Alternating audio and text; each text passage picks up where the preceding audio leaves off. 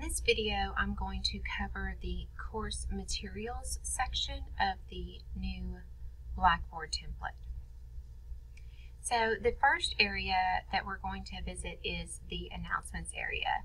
You'll notice in your template that you get, you have a welcome message already in here. You need to go ahead and delete that. You are not Ms. Clark, so go ahead and delete that. It might be confusing to your students. What you do want to do is on a regular basis, I do highly suggest you, at least on a weekly basis for your online courses, send out an announcement that includes some reminders, some things that are going on for the class to your students, and you can set that up in here. If you have not used this feature before, it's very easy. It's kind of like sending an email. You want to have some kind of subject, a subject line, and then you want to have the content of your email. So let's pull something up that we can copy really quick.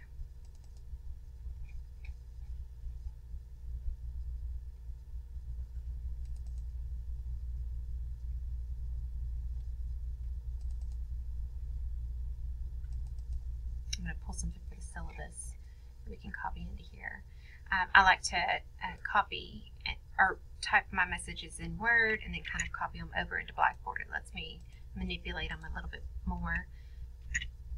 And then you can set it up. The great thing about this is you can either go ahead and set it to send it to them right now. So you can have it send now, and then have it close at a certain time. Like, let's say you only want this announcement to be out there for a couple of weeks. So you could set it to go away at the end of the month, and it will disappear to them. Now, it will still show to you, but it will disappear in the view to them. But you can also send it to their email. So this is a great little feature for you to use when it comes to organizing your announcements. Course content. Now this is a big one, and I think this is kind of a sticking point for a lot of faculty members. The way that this comes packaged to us is in a 16-week package. If you organize your course like that, that is great and wonderful. You can just slowly kind of plug in your information into this format. My class does not run on a format like 16 weeks. I chunk my information into modules, and I run on 4 different modules for my class. And however you organize your course content is up to you. So if you work in this format, that's perfectly fine. You are just going to open up your folders and you are going to start plugging in your content. For my purposes, for the way that I organize my class, I do not use these kinds of folders. So I'm going to go ahead and delete these folders, and I will set up my own folders. Okay, I'm just finishing up deleting the folders. And remember, to delete the folder, you just click on the dot, select delete, and OK.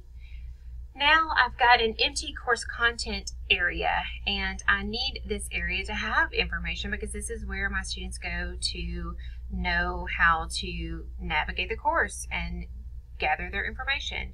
So I'm going to build the same kind of folders, but I want it to mirror the way that I structure my course. So I'm going to build another content folder, and I am going to make this my module 1. And this is understanding communication.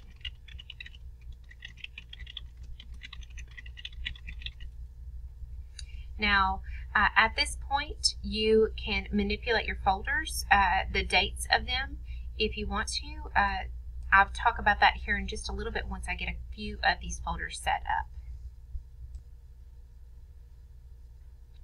Okay, I've got all of my folders set up and organized the way that I want them to within this new template, but they're all empty. And now I've got to figure out where I'm going to get this information. And I don't know about you guys, but I spent a whole lot of time on these shells, and I don't want to lose the information that I worked really hard on. So I'm going to go back to my shell from 2016, and I'm going to show you how you don't have to lose the information that you worked so hard on. I am going to pull this into a new tab so that I can easily look back and forth. To do that, you can, oh, I just lost. To do that, you can right-click My Courses and open it into a new tab. And then I'm going to go into my Fall 2016 folder, or my shell, and I'm going to go into Course Content. And inside here, I will be able to pull this information and put it into my new shell. So I can remind myself of the layout of the information that I had going on in here.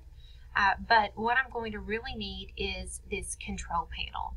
So I'm going to go to the control panel into the course tools, and I need all of the tests from here so that I don't have to build that again. I'm going to go to Test, Surveys, and Pools, and go to Test, and I need my scavenger hunt. I'm going to export that.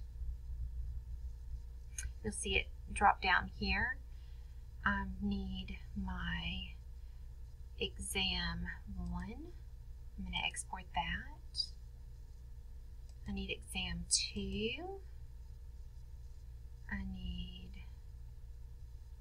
don't know if I'll use the quizzes or not, so I'm going to leave those. I'm going to kind of pick and choose from what I've got. I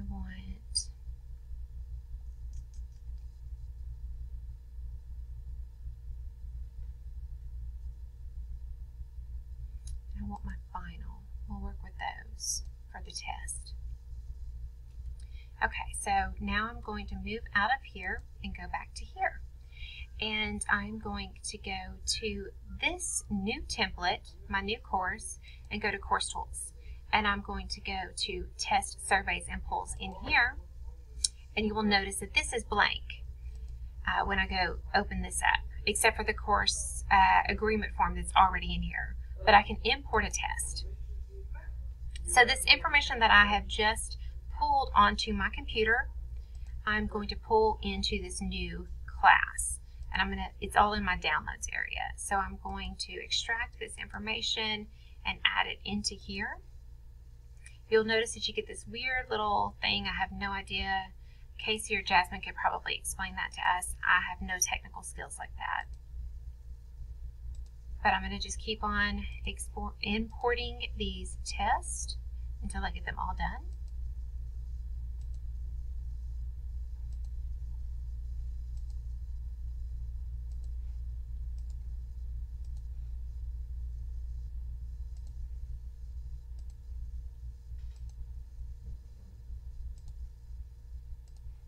I've got one more after this one.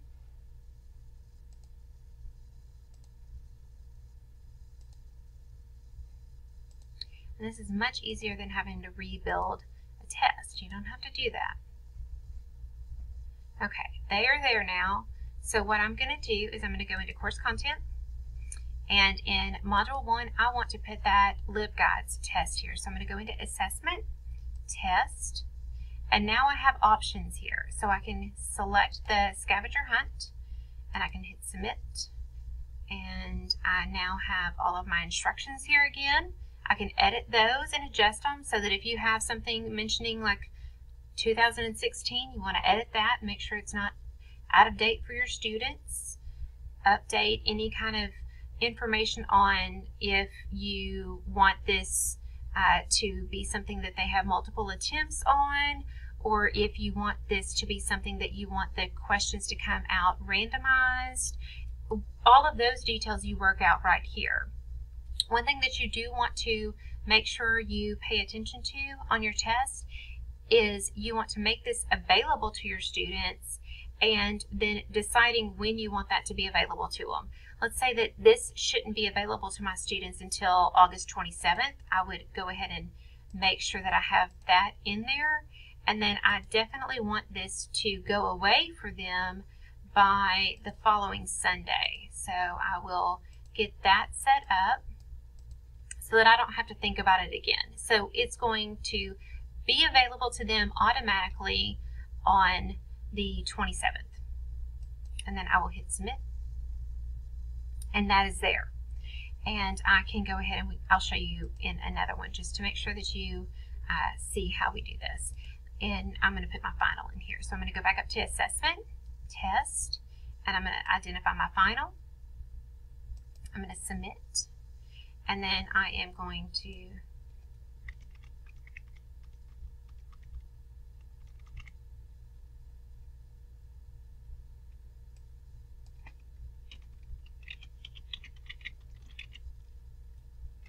in here, make sure that dates are not out of date, all of that kind of stuff that we need to make sure is current for students. Your information is there. Once again, check to make sure that the date that you have it going live to your students is accurate. Once you have all of that arranged, you hit submit, and that will be in that content folder. Maybe you have some other information that you want to pull from a past class. So let's go back to your course tools, and maybe you have a journal that, I don't have journals, maybe you have a blog that you want to use maybe some of this information. You could open this up and you could copy this information into your new shell if you wanted to. You can just kind of do this back and forth, copy and pasting all you want, so that you're not having to recreate everything from your last class.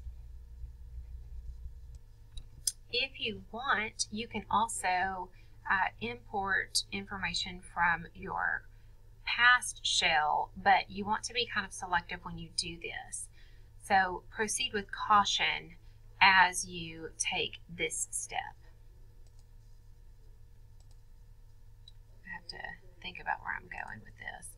Under packages and utilities, you go under course copy course. Nope, that's not where you go. Okay, go into your original shell.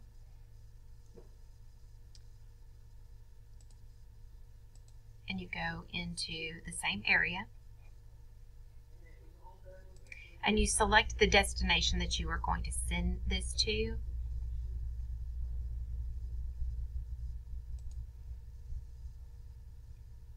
I have a long list of courses here, so it might take me a minute to find what we're using. Okay, so I'm going to be looking for content areas, but I don't want these items, because those items are part of my standard items, and so I don't want to mess that up with the other things that I've got going on that are already built into the standard shell. But I do want, maybe if I had some journals, I might click that. If I have standard rubrics, I might want to pull those over.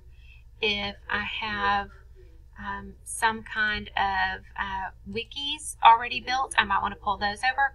Just be selective. You don't want to just go up here and automatically click select all. That's going to kind of make everything messy. But as long as you're kind of viewing and checking things, you can identify what you're going to use. And then we all know this takes kind of just a second to get your information over. And you will see that now the information that I have, my screen over here looks the same, but when you go from your start page and you go to your course content, you will see that the information that I have pulled over has come over here. But now I need to edit and adjust the things that I have pulled over. So it kind of depends on what you're wanting to do. If you spend a lot of time and you need to pull your information over, you can do that. But you will definitely need to make adjustments and changes. If you notice that these dates are from 2016, I would need to update all of that information. It's not just a clear copy and be done. Or you can go ahead and build this information as you go. It's really up to you and what's going to be most convenient for you at the time that you're doing this.